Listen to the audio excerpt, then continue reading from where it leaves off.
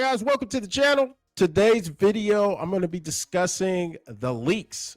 I believe this happened yesterday, or at least the news story came out yesterday about some leaks from test screenings for Fantastic Four were leaked, and people were giving their thoughts on the movie, and I'm going to give my thoughts to their thoughts of the movie, and go through the negative and go through the positive, and then just overall give my thoughts of what I think, where I think this movie is going to fall. Is it going to be a thumbs up or a thumbs down, or maybe it just be lukewarm?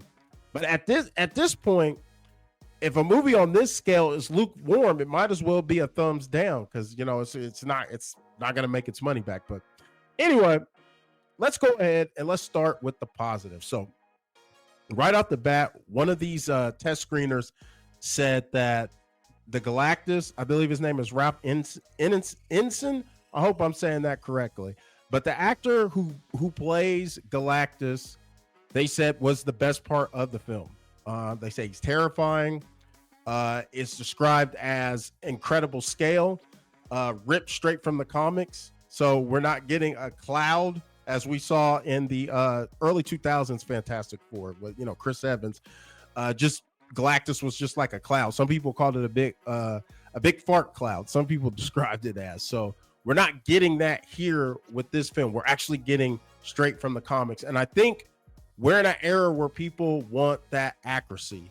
Back in the day, they're a little too afraid to do that. When the X-Men first came out, the first X-Men, they all wore black leather, because that was a few years after the Matrix, when the Matrix made, that whole cyberpunk all black. That was the go-to. And so I think we're in the era now where we'll appreciate it. Maybe back then people thought it was too outlandish, too cartoonish, but we're in an era where we want that. We want the accuracy. And so it appears that we get it here with the Galactus character. Also, the same viewer said the film's plot felt very Lovecraftian, with a cosmic horror angle that gives it a lot of personality. So those were the positives that were leaked out about the Fantastic Four. Now, with every positive, there's negatives. So we're going to the negatives right here. Now, as far as the negatives goes, I believe this first one is a very, very big red flag, and that is the lack of character development. Now, like I said, they make a point of saying the villain's great, but this is a film called The Fantastic Four, and we'll be spending probably the majority of the movie with the Fantastic Four. And if they can't develop them within all that time, then that's not good. That is not good, especially for Pedro Pascal's character, who is Reed Richards, where they're saying this guy is supposed to take over as far as being kind of the face of this new Marvel. He's going to be essentially like a Tony Stark, I was about to say Robert De Niro. Oh God, no. Robert Downey Jr. status. At least that's where they're saying the Reed Richards is projected to go. And if you're not developing him in this first movie, yeah, that's a red flag. That is definitely a red flag, because there are question marks about him being Reed, that he just doesn't fit. No one's saying he's a bad actor, but he just isn't a fit for the role. And so this kind of may confirm some of the worries. So we have that, a lack of character development. Also, they talk about not utilizing Reed's powers and the lack of the Thing. And so, like I said, even before this test screening came out, they're talking about they're drastically changing some of the characters. Like Johnny Storm, he's not going to be necessarily a ladies, or not even necessarily. He's not going to be the ladies' man type that he was in the comics and in some of the other movies, which a lot of people, and I totally agree with this, a lot of people said, well, that's one of the things that kills his character development, is because he has an arc with that, where he starts off as that guy, but as the movies progress and the comics progress, the stories, he changes, he turns over a new leaf. That's part of his arc. So if you take that arc away from him, that right there's your lack of character development, because you took away the guy's arc to have that development. So what do I know? Just a guy on the internet. But So yeah, they talk about that.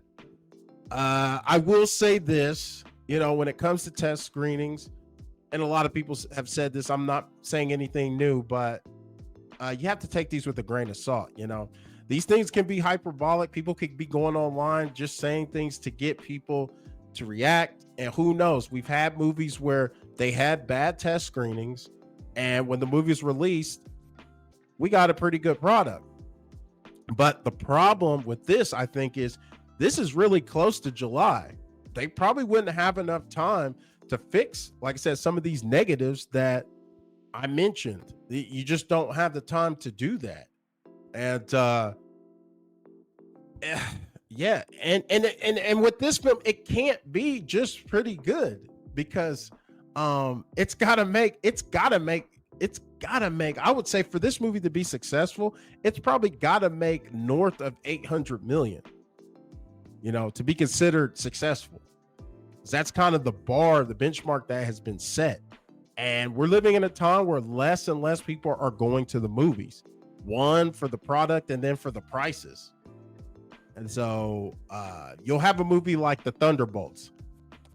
The movie was not great by any standard, but it wasn't a bad movie, but a lot of people didn't go see it. And I think that might be the case here with Fantastic Four, is that people might just be like, hey, I'm just gonna because a lot of things are word of mouth, and if the word of mouth isn't getting out about this film, people are not going to go see it.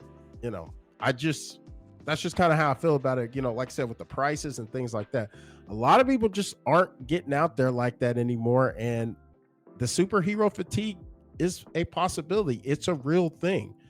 So July is going to be a big month for this genre, because not only do you have the Fantastic Four, you also have DC Superman.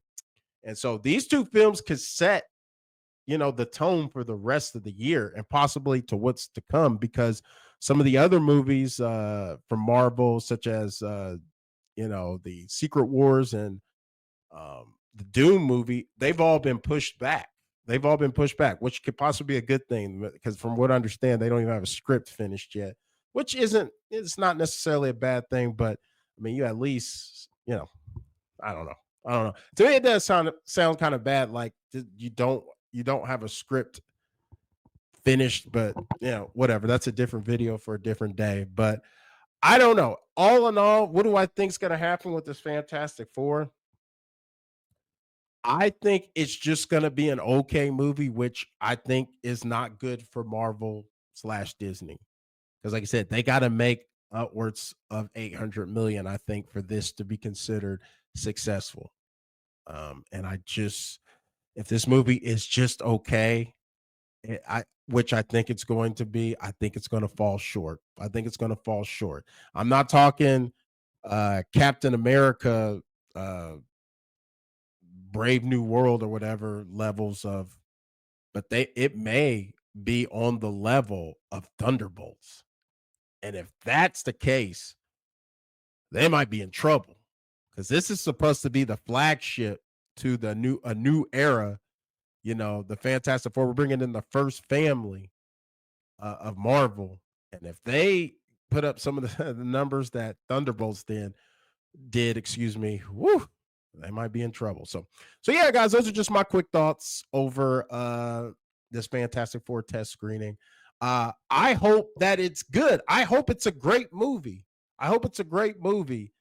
But my mind is telling me it's probably just going to be okay. It's just going to be okay. So yeah, guys, like I always say, if it's for 1 minute, 5 minutes, or the whole damn video, I appreciate you taking time out of your day to view my content. If you haven't already, smash that like, hit that subscribe, and get in the comments. Tell me what you think about this upcoming Fantastic Four. Are you looking forward to it? Do you think this film could be putting Marvel back on track and headed towards days of old? So with that being said, it's your boy P sign off. And guys, I'm out.